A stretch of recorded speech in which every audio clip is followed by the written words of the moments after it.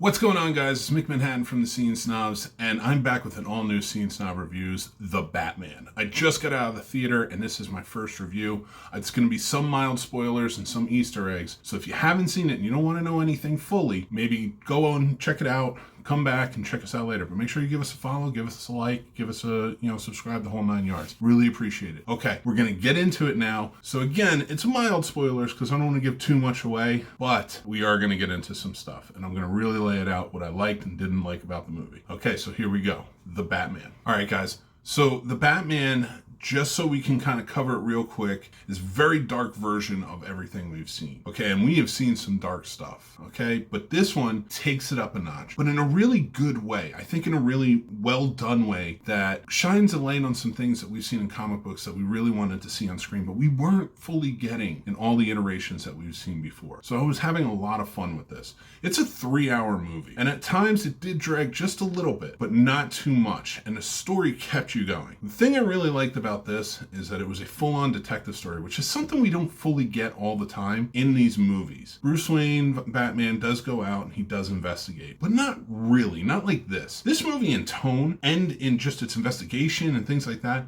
reminded me a lot of the movie Seven, and I really liked that about it. It was in that same vein of what that movie was. The investigation was very similar. It was very much with Gordon and Batman working together, sort of a cops, going out on a hunt after the serial killer. And I like that because it really played into Batman and some of my favorite Batman stories from the comics. So everybody together did a really good job. I really enjoyed it. To start, I do want to talk about the cinematography because I've been reading a lot of things where people were talking about how dark this movie is, but I loved it. Again, I played into that sort of like that Seven type of vibe and other serial killer movies that are really like that, Zodiac, stuff like that. And I think that the cinematography of this really worked. I loved it a lot. It played up to the action parts. It played up to the investigation parts, the horror parts, because there are some horrific elements to this movie, and they did it so well. Paul Dano as the Riddler did a fantastic job. That dude is creepy, and he can pull it off so well. And I really liked what they did with the Riddler in this, because things I've seen kind of made it look like they were kind of going for the Zodiac, and yeah, they were in a way,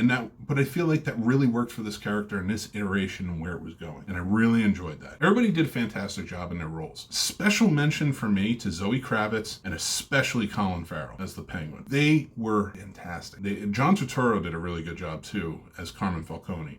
Everybody fit really well into this story. And this 3-hour almost epic had so many different elements to it that just really worked together, and I didn't expect it to. It started out dark, almost horrific, then got into this like scary investigation type movie where it's almost like two cops just desperately looking for the serial killer, and then it got into the action. There's a great car chase in it. It's wonderful and they're really well done. And then you get into like the last hour of this movie and it's something completely different, and we see Bruce Wayne Batman, and that's because both sides of this coin matter in this. His character changes so drastically, and he has to, but we're witnessing the change in the story. We know why he's changing to what he needs to be and what he has to ultimately become, and what happens to Gotham in it. I'm not going to give away the last hour because I really feel like it has a lot of weight when you watch it, but it definitely stuns you. And it comes into it, and it's not a twist or anything like that, but it is really well done, and it tells a good story and something different that we haven't seen in Batman before. Truly have not seen in Batman before, and I really liked it about this. The whole movie takes place over the course of like a week, from Halloween to an election on November 5th, and then we see the aftermath of a lot of things going on the 6th. So really, it's only like 7 days that we kind of see this whole thing, and it's so well done. The fight sequences are great. The action is fantastic. The cinematography is beautiful. The performances are brilliant. The story is just really, truly well put together. It's no stretch of the imagination to say that this is probably one of the best Batman movies, if not the best for some, that are out there. I'm always gonna love the 89 Batman. That's my Batman. I grew up with it. It always just resonated with me, and I'm so glad we're getting Michael Keaton back. But this movie really blew me away. But I don't want you guys to think that there aren't things about it that were a little bit troublesome. And we're gonna get into it. We're gonna talk some Easter eggs. So again, mild spoilers, some Easter eggs. Let's enjoy it. If you guys haven't seen it and you don't want to know anything, maybe go watch the movie. Again, like this video and then hit subscribe and come back and check out the video later and talk to me in the comments. Let me know what you think. Okay, so here we go. Okay, some things that I didn't love about it. Now, Andy Serkis as Alfred was really well done, but we've seen so many iterations of Alfred. He just didn't leave too heavy of an impression on me. And, almost seems like he was there more as a plot device for some things that go on. But I did like him as Alfred, and I can't wait to see him return and see what he does with the character going forward. Now, as for Bruce Wayne, this is probably the thing I didn't like about the movie the most. How they portrayed Bruce Wayne in the movie just seemed very, it just didn't hit. Like, I liked Pattinson as Batman and him as Bruce Wayne. I got what they were going for, but it was a little too emo. Just certain things were a little too weird.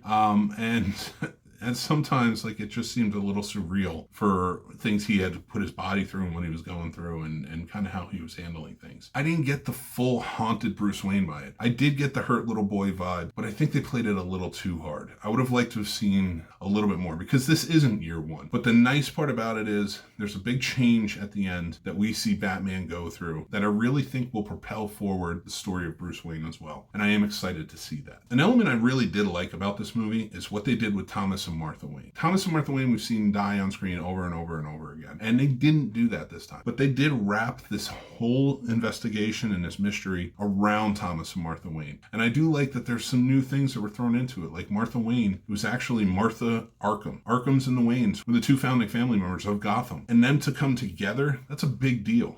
And they play that up really well, and they give us a good backstory. And we know a little bit more about Martha Wayne that I really enjoyed. And we didn't have to sacrifice screen time to see them die again. To tie in the family element, they did a really good job with Selena Kyle and Carmen Falcone and tying them in as family members. And I'm not going to give any more away about that, but I did really like it. So there was a lot of family elements to this that played in it too well, and I did enjoy that. There were very few goofy things that I kind of saw in the movie that I was just kind of like, all right, I mean, really? But I did like it overall. They didn't take it out of me. One of it was this whole really cool sequence where he walks up to the Penguin's car after this big car chase, and then he kind of just sits there. He bends down and we just got this really odd shot of him. And of course there was the squirrel suit scene, which seems kind of cool and I really liked it. And it was this whole police chasing and swarming Batman scene to it. And he needed to use his squirrel suit to get out of there. But the way it ended, I was almost like, Batman's dead. That was more of a small little irk on my end. But overall, I completely get past it because the movie was just fantastic. Some very cool things that I saw Easter egg wise. They, of course, give mention to Bill Finger, Bob Kane. We did get the Shakespeare bust in the Wayne Manor. We did get lots of little hints here and there. And like I said, I wanted to get into some Easter eggs and just kind of share them. But overall, I really want you guys to step into this fresh and check it out because it was really well done. And I do like that they did that. And it's so funny to me because sometimes I'll watch a DC movie and I'm like, what are you guys doing to me? And then they come out with something like this and it completely blows me out of the way. Of course, it's always Batman, it seems, but I did enjoy it. So my rating for this is 4 out of 5 bat signals. I really liked it and I will go see it again. And I'm definitely going to add this to the collection when it comes out. But overall, there were a couple of things that kind of pulled it back from a full 5-star. But it is definitely one of the best Batman movies to ever come out. And I do think that anybody who's a Batman fan should definitely check it out. And anybody who's just a fan of movies in general should. Especially thrillers, because this is a really good thriller and a really good serial killer chase movie. So that's my review of The Batman. Matt Reeves did a fantastic job. I really enjoyed it. The entire cast was great. It was shot beautifully. The music is wonderful. It's very dark. It's very different, and I really liked it. So go check it out. Let me know what you think in the comments because I would love to hear what you guys thought. Maybe you guys have a different perspective on some of the things I didn't like. Maybe you have a different perspective of some of the things I did like. So I'd love to hear it. So thanks again for watching. I'm Mick Manhattan, host of the Scene Snobs Podcast and more. You can check us out on any podcast platform or here on our YouTube channel. Just make sure to hit subscribe, rate, review us, and it goes a long way to really help us out. So we appreciate it. You can join the talks over on our Facebook group, which is the Scene Snobs Movie Club, or you can join our Discord where we talk about movies and such there. We're definitely talking about Batman. So for more of that, go over to thescenesnobs.com. We're going to have links there and more. Really appreciate you. Thank you again for watching, and I will talk to you soon. Take care. Thanks for watching and listening, everybody. I'm the Scene Snob, Mick Manhattan. You can check out the Scene Snobs Podcast live every Tuesday at 9 p.m. Eastern on our YouTube channel, or all podcast platforms afterwards. Also on our YouTube channel, you can check out great shows like Real Combat, the ultimate debate show for movie lovers, Mick's movie picks with new recommendations every week, Geek Fest live every Sunday night, and new movie reviews and news all the time. Like and subscribe, then hit the notification bell so you know when all of our new episodes drop. Thank you so much to all of our amazing Patreon supporters, with whom this would not be possible. They help keep the lights on and support us in such big ways. If you would like to become a supporter on our Patreon and take advantage of all the perks like monthly giveaways, early access, and so much more, head on over to the Scene Snobs Patreon page and just sign up on one of our 2 tiers. Join our awesome community of geeks, movie lovers, and so much more, and join up on our Discord. The Scene Snobs Discord is now live, and you can head over to thescenesnobs.com for links to there and more. The Scene Snobs merch store is now open with original fun designs that are available on all different types of merch and apparel. Check out thescenesnobsmerch.com. Make sure you like, follow, and subscribe to all of our social media accounts like TikTok, Twitter, Instagram, Facebook, and so many more. We have fun updates, topics, we talk about collectibles, and so much more on there. It's a great time. You can find all of our links to everything on thescenesnobs.com or on our link tree, which are down in the descriptions below. Thanks again, everyone. Stay tuned and stay geeky.